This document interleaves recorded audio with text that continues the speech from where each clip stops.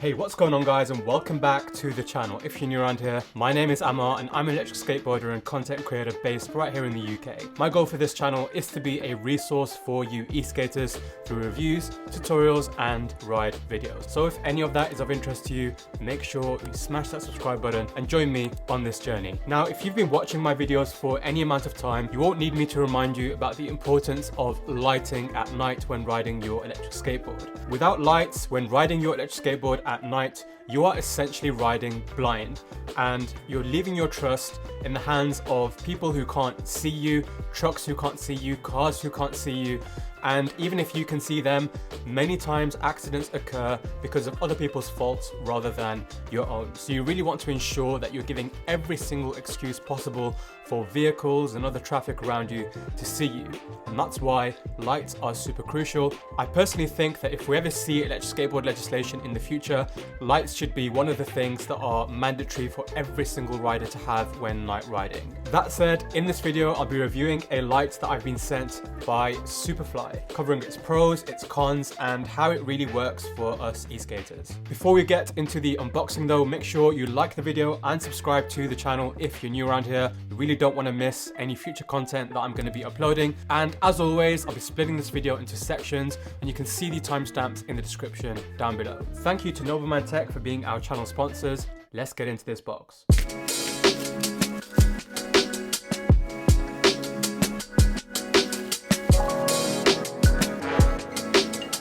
Okay, this is really well packaged actually, with bubble wrap all around, and as we'll talk about later, this is not a cheap light, this is a really high quality light, so it's good to see that they've taken every effort to protect this during shipping. Okay, so in front of us now we've got two of Superfire's products, the Y12 and the HL50. Of course, we're going to open the bigger box first, and inside here you get the torch, which, what the hell? Look at this size difference. Shredlight SL1000, Superfire Y12. So also in the box you've got a traditional USB-C cable, which is really nice to see for two reasons. The first is that you really don't want to be charging a battery this size that really sucks up power with traditional alkaline batteries, and secondly, it's really nice because pretty much 95% of my accessories now are using USB-C, so I can always grab a charger and get this charged up on the go if I need to. And then you've got a wrist strap which you can attach to this light. I can see a rubber cover just there which says USB on it, and what's insane about this light is that not only does it charge with USB-C, which is really nice, this actually acts as a power bank. It's literally got that much power in it that it literally has its own USB port. So if you're in the middle of nowhere and your phone battery has died and you need to charge your phone to make a phone call or something, which by the way, you'll probably be using this light in the middle of nowhere where there's no street lights around you, then you can charge your accessories off of a torch. What? That is crazy. I can't believe I just said that. Now, straight off the bat, this is an extremely well-designed light. It's very, very rugged, and if I was to ever have a crash at 30 miles per hour, I know that this thing would survive because it's literally metal constructed, feels very, very robust in the hand, a little bit heavy, we'll talk about that later. It's around 400 grams, which perhaps you would feel after, let's say, 2 hours of holding in your hand, but I didn't really feel it. It's got a very, very good feel to it. It feels great in the hand, very, very ergonomic. And it's worth noting that every time I used this light was actually whilst wearing gloves. We're approaching winter in the UK, so it was quite cold during my night rides. Feels great with gloves, also feels great without gloves. And your hand just naturally falls into place on this light so that you can very easily access, I hope I'm not blinding you there, so that you can very easily access the button which toggles between the 5 different modes which this light has. So you've got a low mode, a medium light mode, and then a high mode. You've also got a strobe mode, and then you have a SOS light setting too. So those are your 5 settings. For the most part, I would say when you're electric skateboarding, you're probably going to be in either the low or the medium modes, because strobe mode is just going to blind the other driver, and the 3000 lumen high mode is just a little bit crazy if you're riding on traffic with roads, because we'll talk about this again later, but if you're riding, you really don't want to blind other traffic that's driving towards you, because if you're blinding them, think about it, they're not going to have any sense of direction and they may just end up driving straight into you. But the 3000 lumen mode is especially useful if you're riding into complete darkness where you can't see anything, if there's no traffic around you, and you pretty much want a portable lighthouse to be able to see exactly where you're going, this is where this 3000 lumens really comes in handy. Now 3000 lumens is of course 3 times as bright as my Shredlight's SL1000, and you guys know how impressed I was with that light and how bright that light was. Superfly claim 5 to 10 hours of runtime with this light. Now obviously if you've got this running in 3000 lumens on the highest setting, you're not going to get 10 hours of battery life. I think in my testing I got a couple of hours of solid eSkate use. That was between modes 2 and 3, so using the higher modes. If you're using the strobe setting or the SOS setting, then you can start looking at 8 to 10 hours of battery use. For your average eSkate ride, this is going to last you the full duration, and then it actually charges with USB-C, which is a really nice feature. You're not likely to go for a ride longer than a couple of hours anyway. Now the light is also water resistant at IP64, which is great to see just as a general feature, because I don't imagine that you'll be riding your boards in the rain. If you do though, you'll know that this light will be perfectly safe to use in the rain, but more so if you're just a very adventurous person and you want to go on sort of long walks in the rain through forests for whatever reason, then this light is going to be perfect for that sort of use case. Superfire actually claimed that this light is visible from 390 meters away. I pulled my drone out, I flew it away and put this to the test, and if that doesn't demonstrate how powerful the beam on this light is and how it enables you to be seen at night by other road users and other traffic, then I don't know what will, because this is really impressive. Great feature.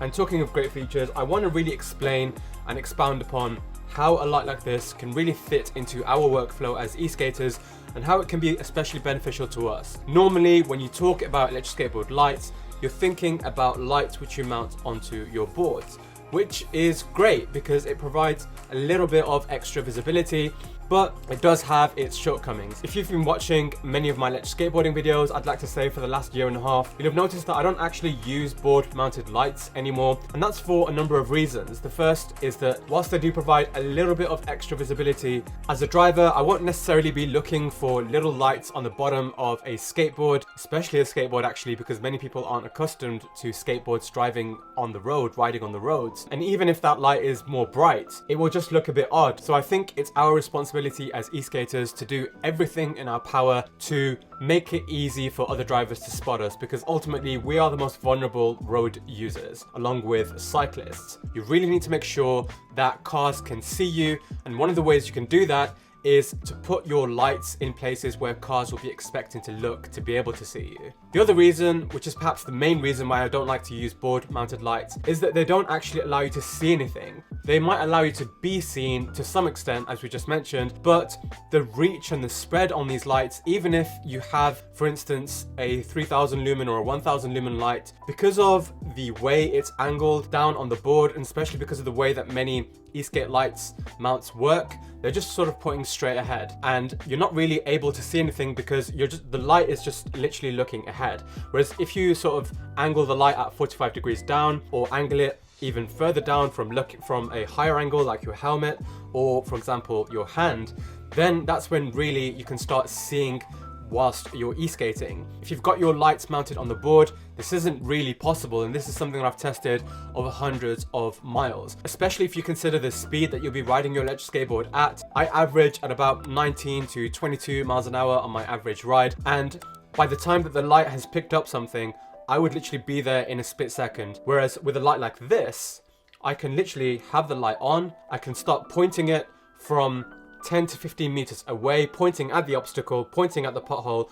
I've seen the pothole, I know it's coming up, I know what's coming to the left and the right of the pothole, and I know that I can carve a little bit to the left, just about to avoid it just in time. Whereas if I was just relying on my board mounted lights, the pothole would come up, I would have seen it at the last second, not had enough time to react. So that's where a light like this is really useful. It allows you to see as well as being seen. And another huge USP that you have of this light for us electric skateboarders is that you have total and utter control of the direction at which it faces. So I say this because I usually use helmet mounted lights, and sure, you've got more control than a light on your board in the sense that you can point your head in different directions, and that's great. But sometimes you want to be looking ahead whilst also making sure that a car, for example, at an intersection or at a junction can also see you. So you want to be looking ahead so that you know what's coming up in front of you and that you're riding safely. And when that car comes along, if I'm moving my head right, I'm not going to be able to look ahead at where I'm going because I'm trying to focus on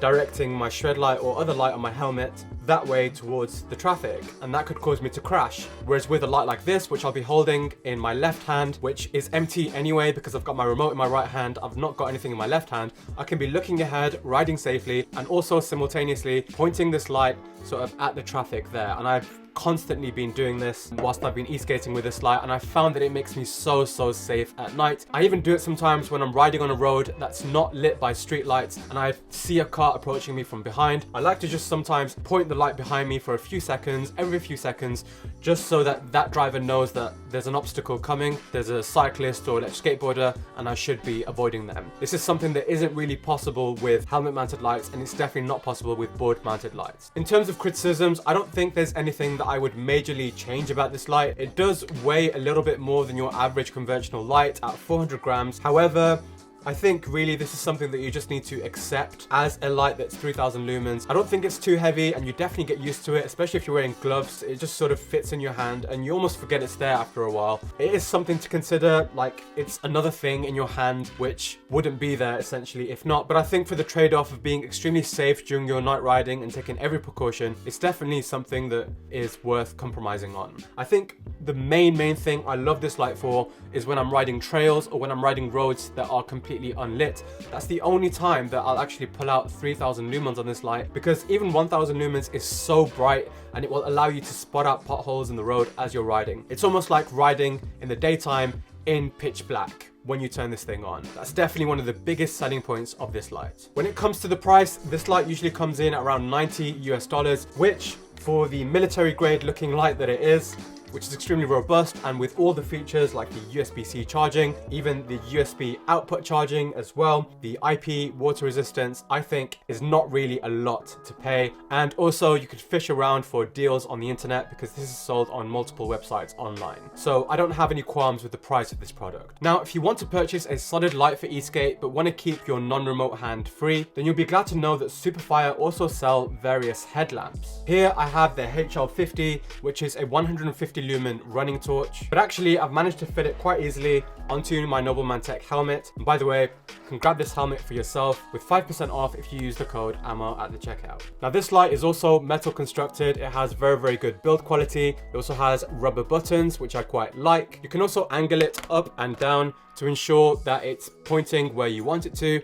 And what I also really like is that you can actually control the beam of this light and the intensity of it. So if you want a very wide light, you'll have it out. If you want a more focused beam, then you'll pull this up, which is quite a nice feature. I'm not sure how useful it is for eSkate, but there you go. Just like the Y12, this light is also USB rechargeable, which is great to see. In terms of modes with this light, you've got a high setting, a low setting, and a strobe setting. I think these are both compelling lights for e-skaters, but personally I feel the Y12 is a far better option, which you should definitely be considering if you really want to be as safe as possible during your night rides and minimize the chance of any car or other vehicle hitting into you, and also minimize the chance of you just face planting because you've entered into a pothole that you haven't seen. Always ride safely out there, guys. Links to both of these products will be in the description below if you want to check them out. Thank you so much for watching this brief review. If you liked the video, give it a big fat like. Also subscribe to the channel if you're new. And if you're on the hunt for electric skateboarding lights, then you won't want to miss my full review of the Shredlights SL1000, which you can watch by clicking